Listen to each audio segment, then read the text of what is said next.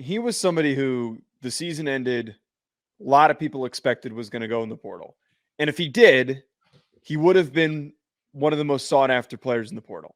He gives me a little bit of Jahmyr Gibbs vibes. And I was high on Jahmyr Gibbs before he exploded and had the season that he had. I think that if he had jumped in, he would have been a premier player on a Big Ten or an SEC roster. Absolutely. I'm kind of disappointed he decided to stay at Boise State because the spotlight's not going to be as big on him. But this is an NFL back. This is a guy that was very productive last year for Boise State. They started the season horribly slow. They went on this tear of a run to go to the Mountain West Championship game and win it. And it was all because of his production and the work that he put in and the plays that he made. He is a one-cut, explode, splash play type of a guy. He is, obviously, it's not much hard to be the best G5 back. He's without a doubt the best G5 back. But again, if he ended up on an SEC or Big Ten roster, we'd be talking about him a lot differently. I understand what you're saying. And I understand that he had, 19, 20 touchdowns last year. I think caught 5 or 6 touchdowns out of the backfield, ran for like 1,300 yards. He has 1,300 yards, 14 touchdowns, 569 yards receiving, 5 touchdowns receiving. So that was total 19.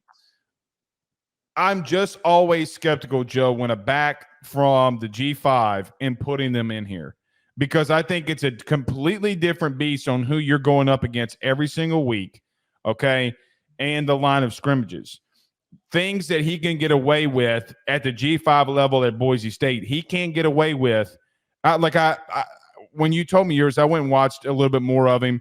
I don't think he can get away with some of the stuff that in the Power 4. I don't think that he can – I don't think he's just like the speed that he has. I do think he's pretty fast, but I just don't know if some of the things that he does. There's something about him for me. It's like, I don't know if this would translate to anywhere else in the SEC. I understand your Jahmyr Gibbs comp, but he's the Czech Cola of Jahmyr Gibbs. I think he's a really good back, can catch the ball out of the backfield. I don't hate the pick here. I just wanted to hear your justification. Mm-hmm. I get it. I don't really hate it. I just needed to hear you give me the reasons why. I would have Taj Brooks ahead of him, though. By the way, it is Jeanty. It's not Jeantree. It's Jeanty. You know how I am with names. I mean, there's no R in the spelling. Yeah, there is no R in the spelling. It's Jeanty. Am I crazy? I'm looking at it right now. It's am I crazy? G-T-Y. No, you're fine. It's a hard sell for me.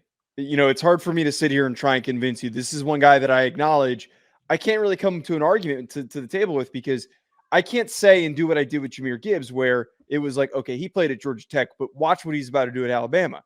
He stayed at Boise, which is, good for him. Good for him for having the wherewithal to do that and stick and finish the job that he started, but it's kind of boring. I kind of wish that we got to see him play at Alabama. Do you think that there's a reason why no coaches went after him? I mean, because let's be honest. No. He was sought after. He was one of the first names before the portal opened up that everyone was like, oh, this guy is going to end up. So you mean to tell me he turned down some money? That's what everyone assumes. I don't have any sourcing on that, but that seems to be what the assumption is. Yeah, I can't put him in. I got to be real with you. I think that there's 2 other backs that I would put over him that are not on my list. Who? I know I joked with you earlier, and you finally called it after 3 hours. I would put Caleb Jackson ahead of him. I really would. You can't. We can't. I don't mind the projection stuff, but we can't do projection on a guy who has 165 yards. We can't put a guy who has 165 yards over one who rushed for 19 touchdowns. We can't. He didn't run for 19 touchdowns. He ran for 14. Sorry, he totaled 19 touchdowns. All right. At the end of the season, or after game 1 of the season, and you come in here and say, Mr. Blake, I was wrong.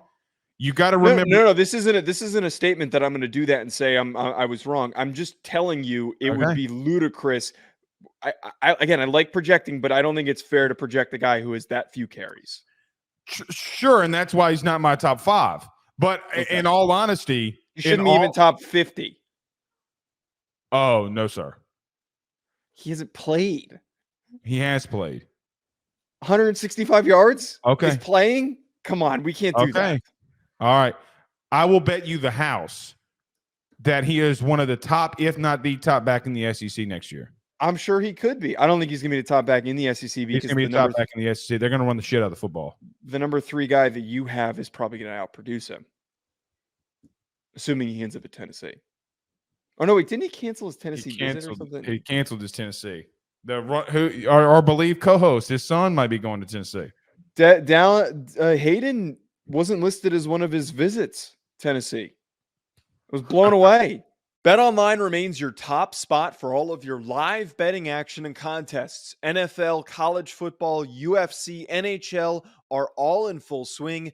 BetOnline is your number one source for wagering news, odds, trends, and predictions with both desktop and mobile access at any time.